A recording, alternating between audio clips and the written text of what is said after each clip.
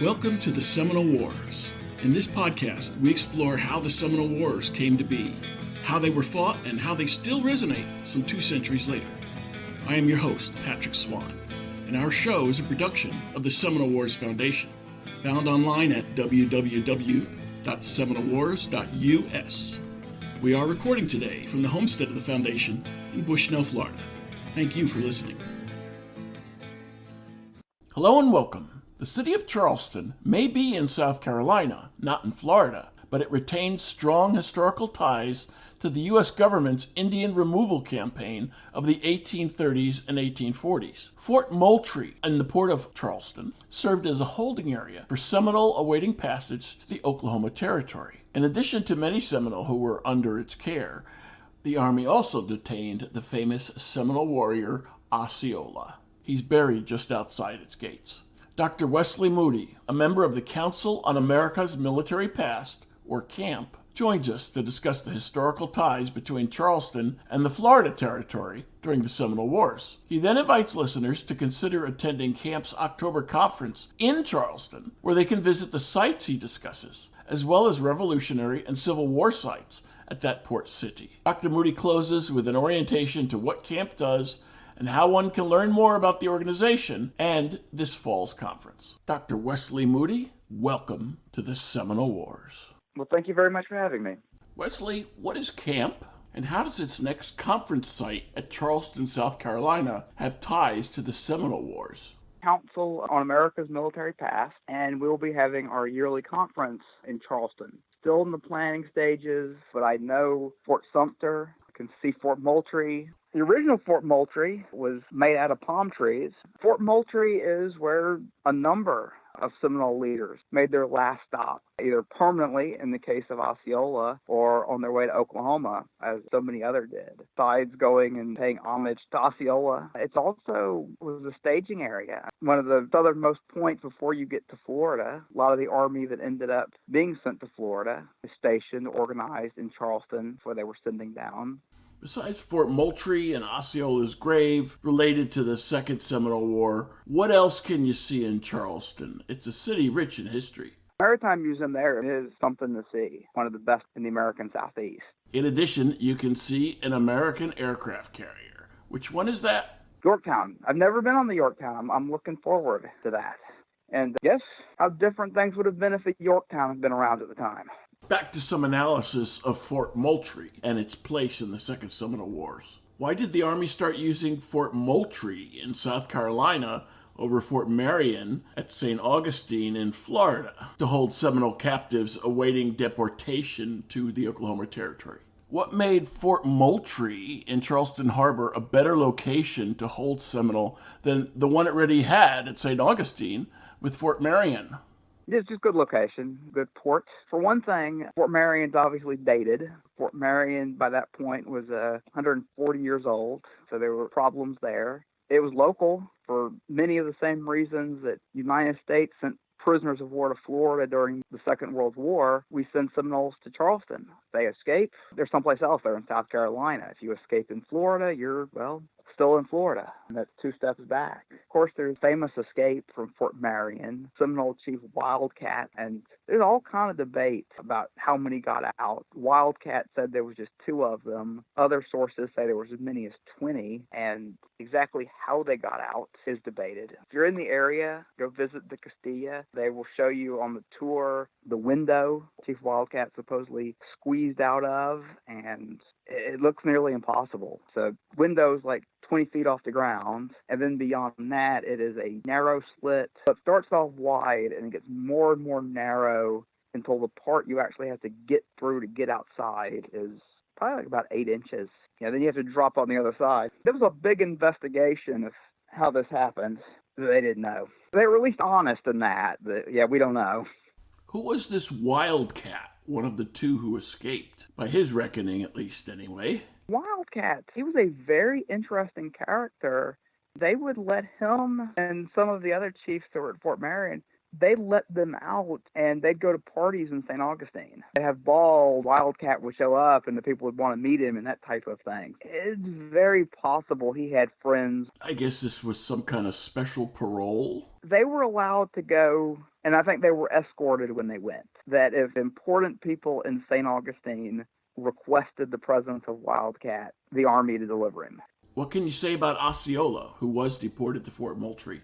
That dies at Fort Moultrie. It was either yellow fever or malaria or some tropical disease. And the doctor at Fort Moultrie, the two of them actually, they were friends, spent a lot of time together and discussions and that type of thing.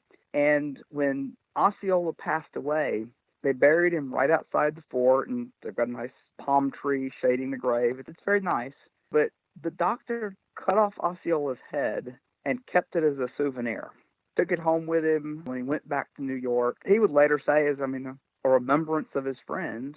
And his children would later write that when they were young, that when they wouldn't do like they were supposed to, they wouldn't eat their vegetables or go to bed on time or whatever, that the threat in the household was, don't make me bring out Osceola's head.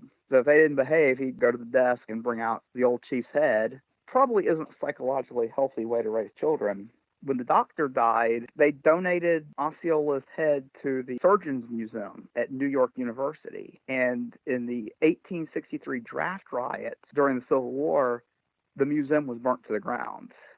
And so Osceola's head is part of the ashes. We know the head was donated, and then the museum is gone, so we can assume. Lope came out and visited him, and Wildcat, they sent him directly out to Oklahoma. Tell us a little bit more about Fort Moultrie. Fort Moultrie is a national park, and it is on, if you look at a map of Charleston Harbor, it's on the northern edge of the harbor. Today, you'd say it's in the suburbs of Charleston. It's about a 10-minute drive from downtown Charleston, I believe.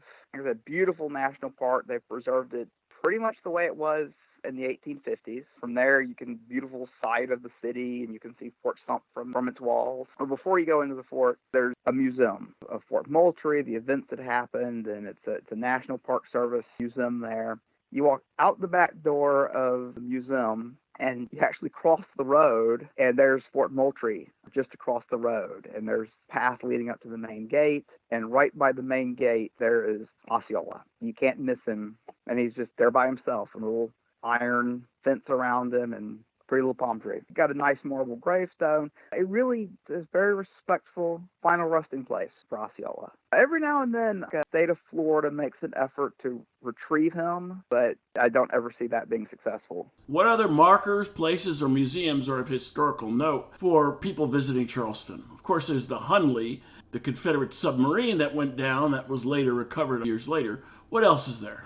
Now they've got a good military museum there dedicated to the South Carolina militia, and museum like they have at Sumter, like they have at Moultrie. One of my motivations of the Anderson biography, you're able to go and really get a good sense of who the 19th century soldier was, who were these guys that were fighting the Second Seminole War. And the Moultrie Museum and the Sumter Museum, I think, all offer that view of, like Anderson with the 3rd Artillery. I mean, these are the kind of places you're plucking these men out of. These are the barracks they normally spend their lives in. These are the ramparts that are usually walking, and this is the life they're used to. This is the kind of duty they're used to. And then let's go drop them down in the Everglades. Going to a place like Charleston, going to a place like those Fort Clinch in Florida, Fort Pickens out in Pensacola, to give a shout out to some Florida tourist destinations. Those places really give you a sense of what the soldier's normal life was like before and after fighting the Seminole Wars. We think of Charleston historically for the Civil War, but a number of Revolutionary War battles were fought in Charleston or the general vicinity. What were those? Charleston is the home of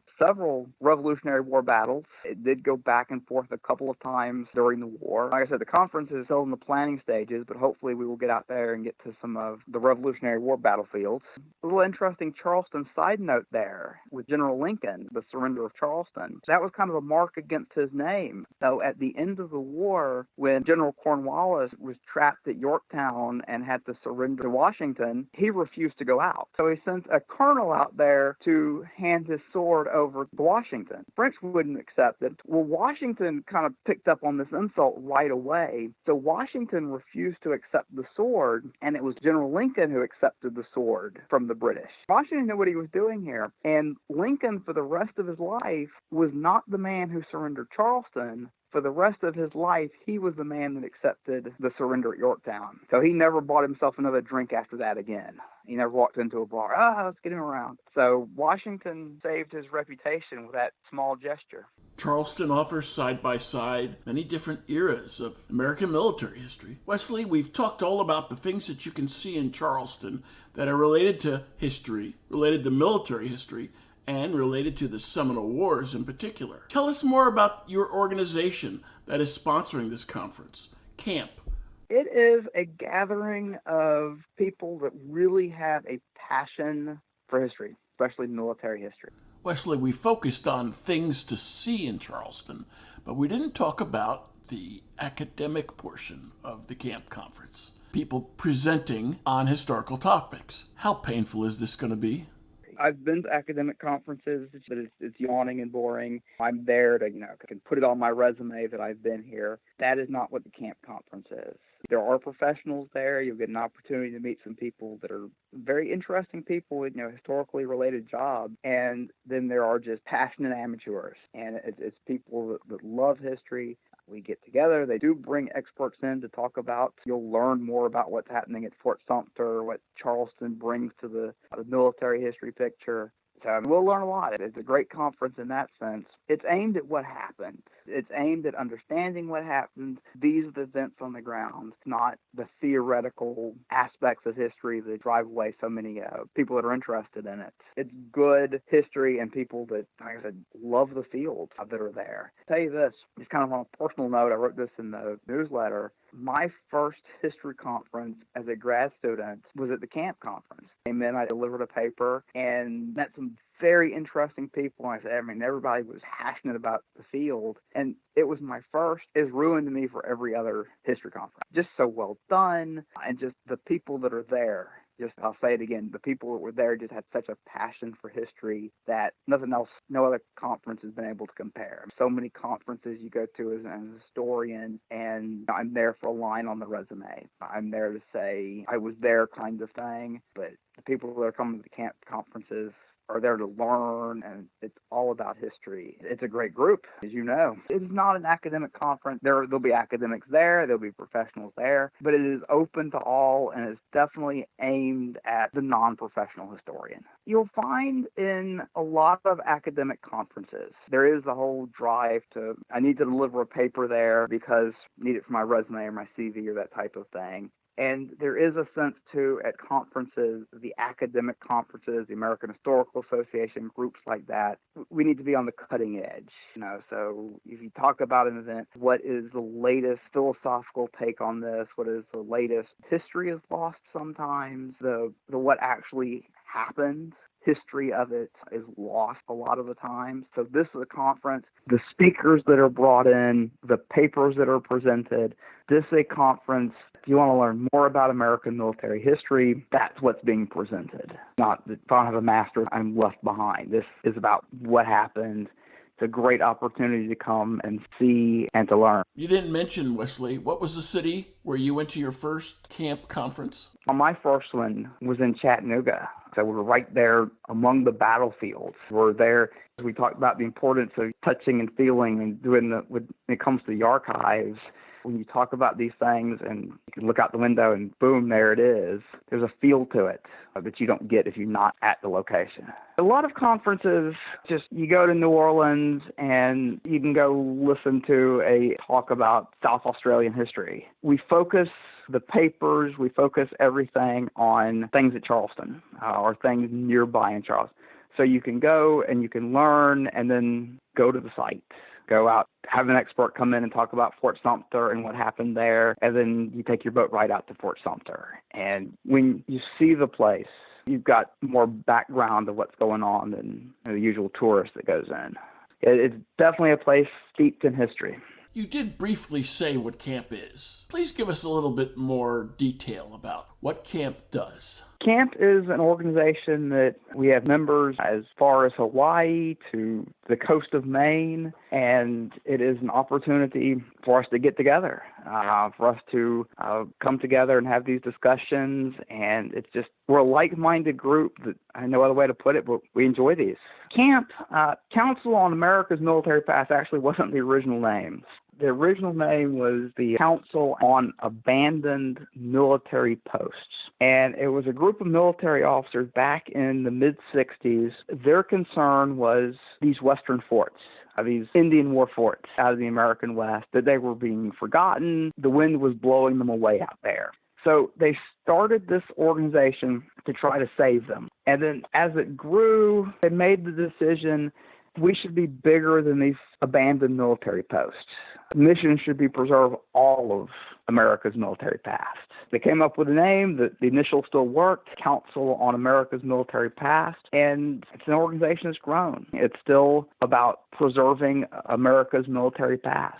You do that two ways. Do that one as in the knowledge of knowing what's happening, what happened, and you do it historical preservation, the actual places, the actual, this is where history happened. This, you walk in, the first shots were coming this direction when you're standing at Fort Sumter. The organization really, it has that both sides to it, and you can do the academic side. You can talk about places, you can talk about what happened, but the conference really is about visiting those places, leaving a footprint. The mission is preserve the memory of these places, to preserve the places as well. Florida has lost so many of the Seminole War forts. It's an organization that is open to anybody. There are professional historians like me. There are a number of people that are directors of museums, professionals, and then we have a lot of people, a lot of members that history is their hobby. And a lot of people that are in management of the organization, they're medical doctors, they're lawyers. And as a museum director, as a writer of history books, somebody's got to buy those books, somebody's got to visit those museums. Outreach, we're open to anybody that has an interest in America's military past. We put out several publications during the year. We have what's called the Journal of America's Military Past. It's not academic. It's papers. It's anyone can write and submit. It's peer-reviewed, and it's the history part. This is what happened. And it's always interesting articles in there about a lot of little-known events in America's military past, and sometimes a different take on more well-known things. The journal's got a very good book review section, and a lot of times university presses will come out with a very good book on military history, and they'll make the decision not to overly advertise it. It's a business decision. Those books a lot of times will find their way into the JAMP review section. I've discovered a number of books that I wanted to read, that I wanted as part of my library, that I might not have heard of if I've not seen it in the book review. You definitely get your money's worth with the journal. And you have a choice, either as a PDF, you can load it on your phone and read it whenever you have a chance, or if you're old-fashioned like me, you can get your paper copy. We also have what is called the Heliogram. So the Heliogram is our shorter publication. We bring it out 4 times a year, and it is the newsletter. And mostly, I'm currently the editor. I'm now working on my second edition of the Heliogram. What it focuses on is a little more of the preservation side. It deals with things that are in the news currently. It deals with forts that they're trying to save, or shipwrecks that have recently been discovered and they're researching. Obviously, when the whole statue toppling thing was happening last summer, we covered that. So it's historical preservation in the news is what the Heliogram covers. And it's 8 pages, and it's just keeping you up to date in the field of historical preservation when it comes to museums and statues and battlefields.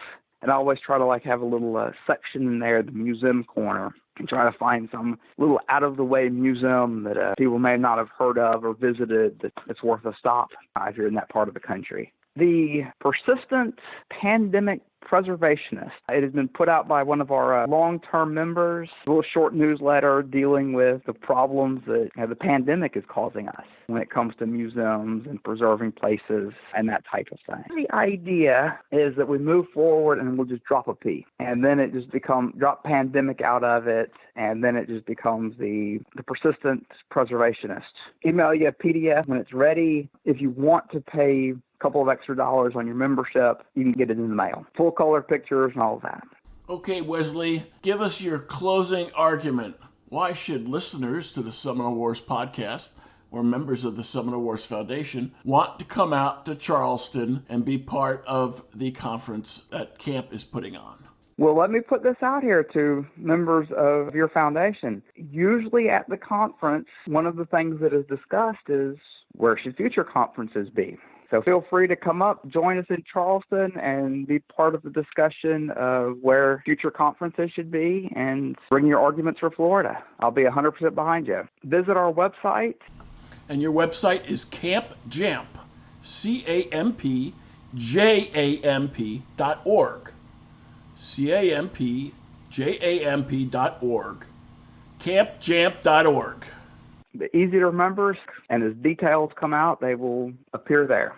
Dr. Wesley Moody, thanks for joining us for the Seminole Wars. Oh, well, thank you for having me.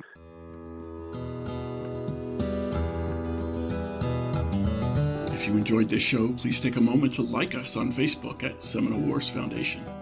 Leave a review on iTunes or your favorite podcast provider. Your reviews and comments help new listeners discover us and help us keep this show going. Visit our website at www.seminolewars.us for blogs, articles, news, books, events, membership information, and how to subscribe to this podcast. We'll be back soon with a new episode of the Seminole Wars podcast. The Seminole Wars Foundation is a 501c3 nonprofit organization dedicated to preservation, education, and publication of Seminole Wars history throughout the state of Florida. This podcast is copyrighted the Seminole Wars Foundation 2021. All rights reserved. Front bumper music, The Devil's Garden, Roast 'em, provided by kind permission of Reedy Youngman. Back bumper music, Second Seminole Win, by Jed Merrim and Ricky Pittman, courtesy of Ricky Pittman. All rights reserved.